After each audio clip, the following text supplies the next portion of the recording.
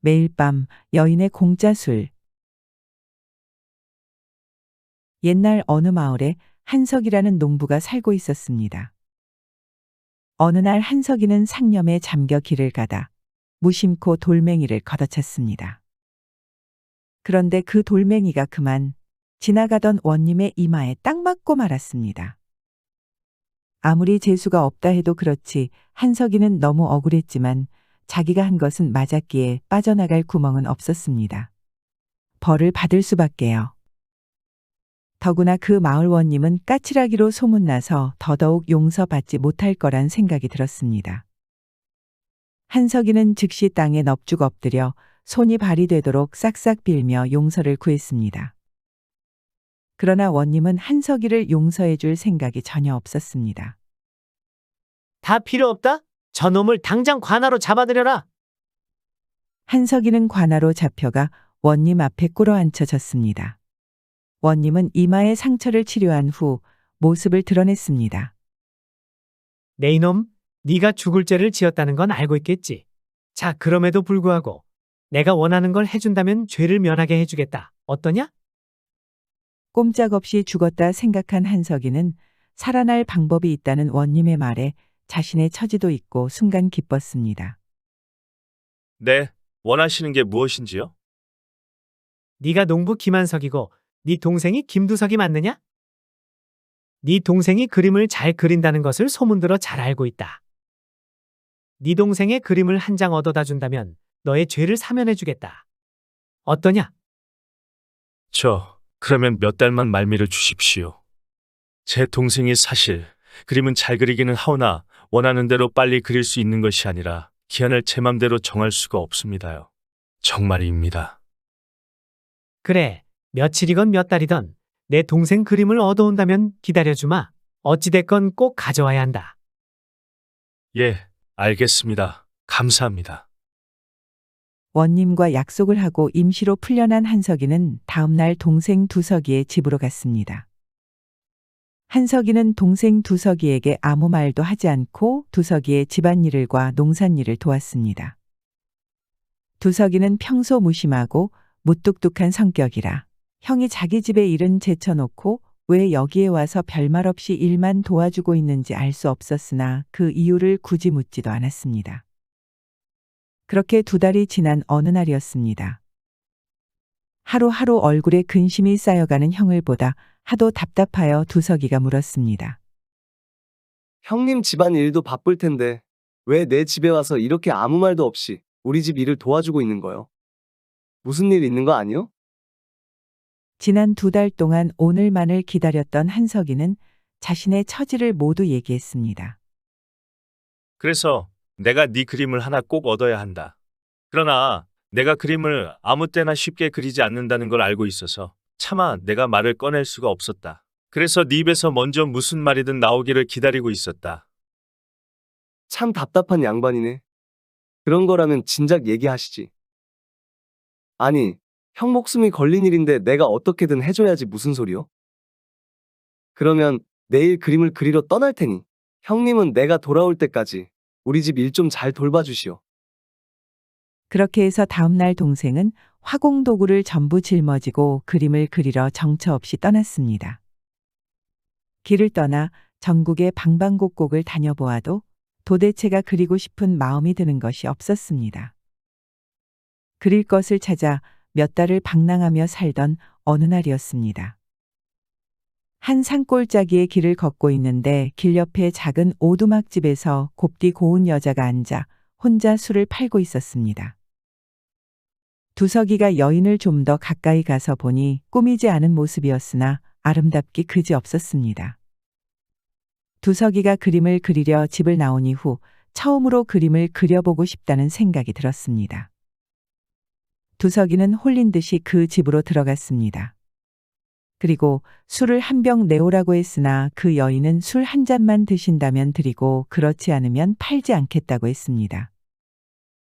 그럼 목이 마르니 술 한 잔이라도 주시오. 여인이 곱디 고운 손으로 술을 한 잔 주는데 그 맛이 또 일미였습니다. 술 한 잔을 마신 두석이는 내일 또 오겠다고 말하고 그곳을 나왔습니다. 두석이는 가장 가까운 객주집을 찾아가 그곳에서 한동안 머물기로 했습니다. 두석이는 매일 그 아름다운 여인의 술집에 들러 술을 한 잔만 마시고 객주집으로 돌아와 슬쩍 보고 온 여인의 모습을 그림에 옮겨 담았습니다. 이목구비를 그리더라도 귀 한쪽이면 한쪽, 눈이면 눈 한쪽, 하루에 꼭 하나씩만 온 정성을 다해 그렸습니다. 다음 날은 입술을 그리고 그 다음 날은 볼 한쪽을 그렸습니다.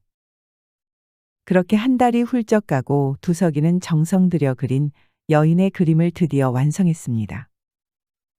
그런데 그날 저녁 객주집에서 함께 묵던 사람들을 통해 예상치 못한 얘기를 듣게 되었습니다. 그 한 잔 술집의 여인이 알 수 없는 이유로 갑자기 죽었다는 것이었습니다. 두석이는 곧바로 여인 그림과 화공 도구들을 모두 챙겨 고향으로 향했습니다. 집으로 돌아와 보니 한석이는 아직 두석이네 집에서 집안일을 돌봐주고 있었습니다. 형님, 그동안 우리 집 살림 살펴주시느라 수고 많으셨소. 여기 그림을 완성했습니다. 그리고 내 말 잘 듣고 내일 이 그림을 가지고 원님에게 가서 빠짐없이 말하세요. 먼저 구석진 위치에 단칸방으로 된 작은 집을 하나 짓고 문은 꼭 하나만 내라고 하십시오. 그 집이 완성되면 원님 말고는 그곳에 누구도 드나들지 못하게 하고 벽에 이 그림을 걸어 놓으라고 하십시오. 이 그림은 그냥 평범한 그림이 아닙니다. 이 그림을 가지고 있으면 그림 속의 미인에게 매일 술을 받아 마실 수 있습니다. 단 하루에 한 잔만 받아 마셔야 합니다. 하루에 여러 잔을 받아 마시면 어떻게 될지 저도 알 수 없어요. 딱 한 잔씩만 마시면 언제까지고 그림 속 미인에게 술을 대접받을 수 있을 것이오. 그러니 꼭 신신당부하십시오. 다음 날 한석이는 그림을 들고 가 원님에게 두석이의 말을 그대로 전하며 그림을 주었습니다.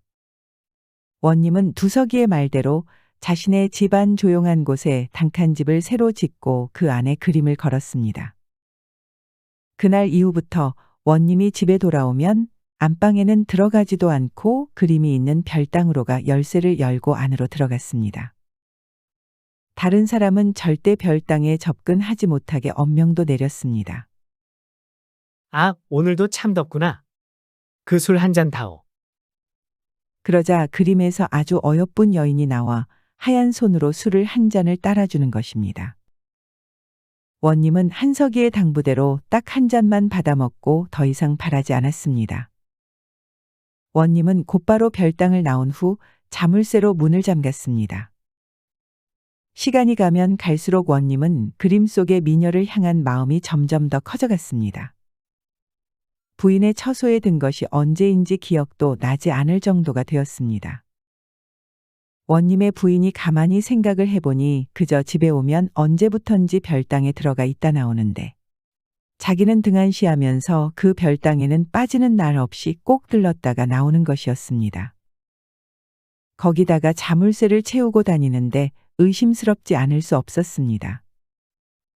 그래서 하루는 열쇠를 몰래 훔쳐 자물쇠를 열고 들어갔습니다. 들어가 보니 아무것도 없고 술병을 들고 있는 여인의 그림 한 장만 떡하니 있었습니다. 이게 뭐야? 이게 다야? 난 또 누구라도 숨겨놓은 줄 알았네. 그건 그렇고 술병을 보니 술 생각나네. 술 한 잔 먹고 싶다. 그랬더니 그림에서 여인이 나와 술을 따라주는 것입니다. 부인은 놀랍고 황당했지만 얼떨결에 그 술을 받아 먹었습니다. 귀신인지 사람인지 알 수는 없지만 그 술은 평생 잊을 수 없을 만큼 꿀맛이었습니다. 한 잔 먹었더니 시답지 않네. 술 한 잔 더 주시오. 하니 여인은 술을 한 잔 더 주는 것입니다. 부인은 그렇게 한 잔 더 한 것이 아마도 술 한 병 정도는 마신 것 같았습니다. 그리고 아무리 더 달라 해도 그림 속 여인은 더 이상 나오지 않고 술도 주지 않았습니다. 그래서 부인은 별당에 자물쇠를 잘 채워놓고서 자기 방으로 돌아갔습니다. 다음 날 저녁이 되었습니다. 원님이 별당에 들어가 그림 속 여인을 불렀습니다. 예, 술 한 잔 다오. 그러나 그림 속의 여인은 아무런 반응이 없었습니다. 무슨 골이 났느냐? 오늘 왜 이러는 게냐? 그러지 말고 내 목이 컬컬하니 어서 한 잔 따라 주거라. 원님이 아무리 애원하고 사정해도 여인은 더 이상 나타나지 않았습니다. 매일 술 한 잔씩만 먹어야 하는 것을 원님의 부인이 한꺼번에 다 먹어버려 술이 바닥난 것이었습니다. 그래서 원님은 다음날 한석이를 불렀습니다. 너희 당부대로 매일 한 잔씩 먹으라는 술을 한 잔씩만 마셨는데 이게 무슨 조화냐? 네 동생한테 가서 물어보고 오거라. 그래서 한석이는 두석이한테 가서 물어본 후 원님에게 다시 왔습니다. 제 동생 두석이가 그러는데요. 절대 그림이 틀리지는 않을 거랍니다. 아마도 원님 집안에 어떤 사람이 한 짓 같다는데 말입니다. 뭐가 어째? 암튼 알았다. 내가 싹 찾아볼 테니 아무 문제 없을 경우 다시 너를 불러드릴 것이다. 화가 잔뜩 나서는 집안의 종들과 가까이에 살며 자주 오가는 일가 친척들까지 싹 불러 모았습니다. 도대체 내 허락 없이 별당에 들어간 사람이 누구냐? 아이고, 무슨 큰일 났다고 이렇게 사람들을 다 불러 모았어요? 내가 다 말할 테니 사람들 다 물러요. 그렇게 둘은 안방으로 들어가 조용히 얘기했습니다. 내가 사실은 당신이 맨날 별당에만 들르면서 거기다 정을 쏟길래 하루는 내가 큰 맘 먹고 들어갔는데 사람인지 귀신인지는 몰라도 그 그림 속 여자가 술을 주길래 한 잔, 두 잔 계속 받아 먹었죠. 근데 어느 순간부터 안 주더라고요. 난 그냥 그런가 보다 했는데 뭐 문제 있어요? 이야기를 다 듣고 원님은 얼굴이 일그러졌습니다. 평생 어여쁜 여인에게 한 잔씩 받아 먹을 수 있었는데 이번 일이 아니었다면 평생 동안 매일매일 작은 기쁨으로 삼을 수 있었을 텐데 그 꿀맛 같은 호사를 더 이상 누릴 수 없다는 것이 억울하고 아까웠습니다. 그림에만 너무 빠져 집안을 돌보지 않은 원님 스스로가 불러온 재앙이라 할 수 있겠네요. 원님은 스스로의 과오로 일어난 일임을 인정하고 더 이상 아내를 추궁하지 않았다고 합니다.